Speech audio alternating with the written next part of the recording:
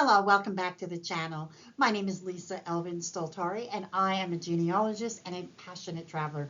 For the last year and a half or so, I've been featuring each fille du roi or king's daughter and getting to know their stories a little bit better.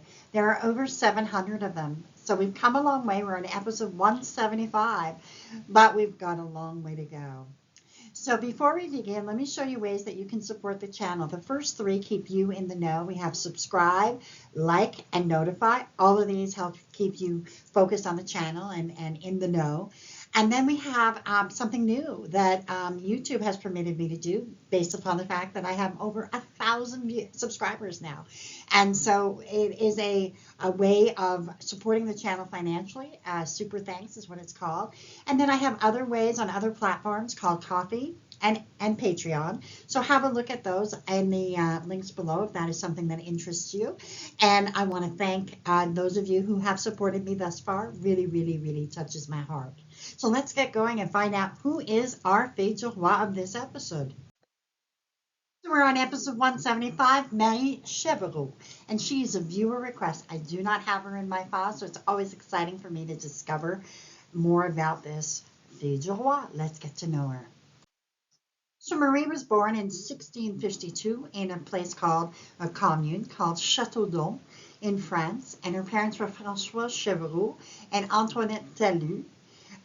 Now, the Château is a commune that dates from the Gallo-Roman period and was in the Middle Ages the capital of a county called Dunois. The town has a chateau founded in the 10th century, known for being the very first on the road to the Loire Valley from Paris. Now, if you look up at the map on the upper left, you have the Centre de la Loire, which is in the yellow portion. And then we have on the bottom of left, we can see Eure-et-Loire on the top part of that. That is where she's from. And you can see that Eure-et-Loire is actually kind of touching Normandy a little bit. So that gives us a little bit of perspective of where Marie would have been coming from. So here's where the story gets really interesting. On June 18, 1665, she arrives in Quebec City aboard the Le Jean-Baptiste de Dieppe. Her father had died. She had 200 pounds worth of a dowry, but she was just 13 years old. So can you imagine, those of you who have children, sending a 13-year-old across the sea? So the groom that she would select and who selected her, his name was René Réaume, and he was born in 1643 in the commune of Erty in France, which is part of the region of Nouvelle-Aquitaine and is part of the département of Charente-Maritime within that region. Erty, his parents, by the way, are Jean Réaume and Marie Chevalier. And Erty today is known for its beautiful beaches. This is a picture of the church where he was baptized at Saint-Étienne. By the way, Saint-Étienne can be also referred to as Saint Stephen, Étienne being the French name for Stephen. Now, when I studied Erty, it was amazing how much it has played a part in La Rochelle's history, which is just kind of down the road. And so a lot of times when there was a siege of La Rochelle, which there were around the time he was born, just before he was born, the siege of La Rochelle was happening. And so a lot of people would come, the king and his soldiers would actually kind of stand off in Erty. So Erty is kind of like a bedroom community, certainly very close to La Rochelle. Like it has about 9,000 people living there, but its history has been one of kind of a place where people go to, at least in the Middle Ages, to wait things out. Even the king, the church, at one time became a royal church because the king was hiding out, or not hiding out, but waiting it out, if you will. So interesting history that we can, no matter where we go in France, there's always something to find out about. But certainly this Erty has existed since the Gallo-Roman period. So it is very, very old place. So Marie would marry René on October 29, 1665 in Sillery. You can see a picture of Sillery. And what was really interesting was that Jean Talon himself, the governor, Courcelles, and numerous other notable people were present at the event of their marriage. And according to Peter J. Gagne in his book, it's possibly due to the fact of the bride's age, you know, they wanted to make sure that they were sanctioning this particular union. So they would settle down in Quebec City for a while. Let's review a little bit about this amazing town.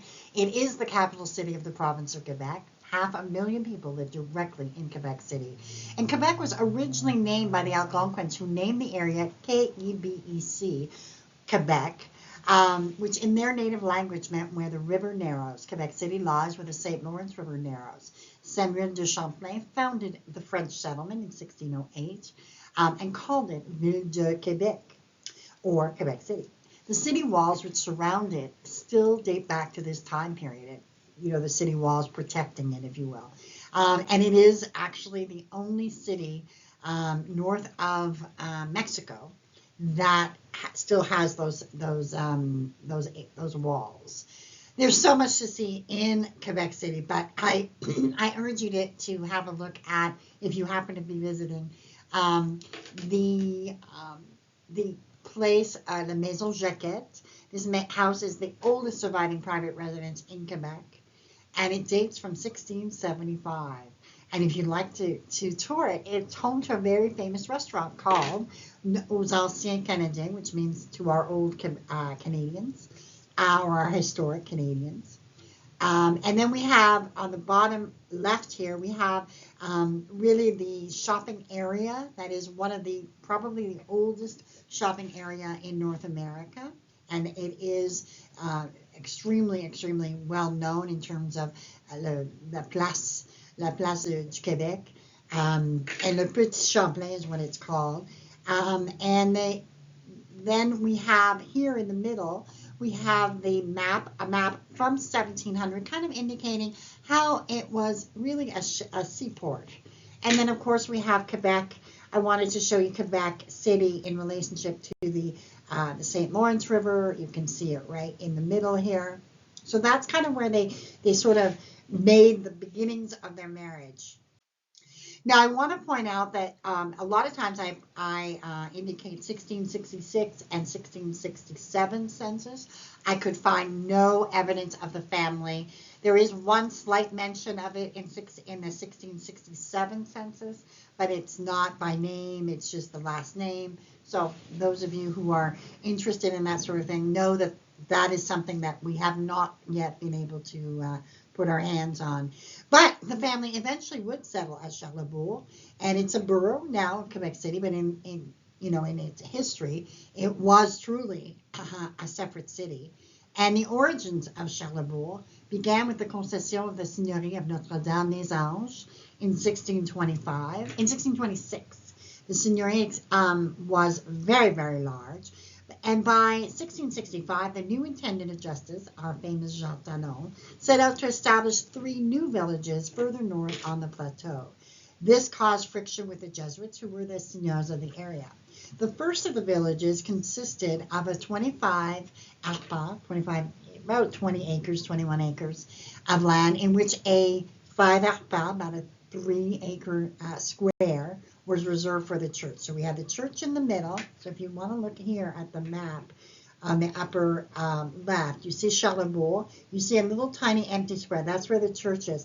And then all of the houses or land tracts were set out in a kind of a spiral or star-shaped pattern.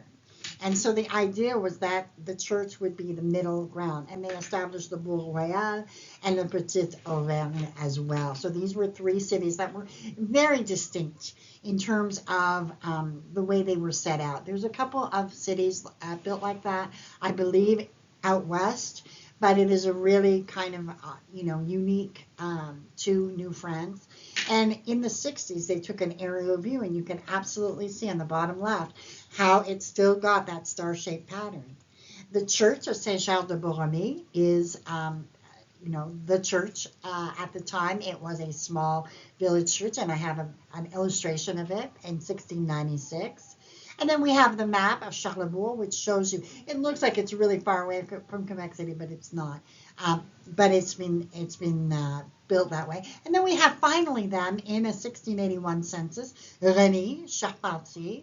He was a carpenter, a master carpenter to be honest, and Marie Chevreau, his wife, and then we have their children, Maurice, Robert, Simon, Etiennette, René, Jean-Baptiste, Marie-René, Pierre. They have one gun, one cow, and 10 arpents, about 8 acres of land.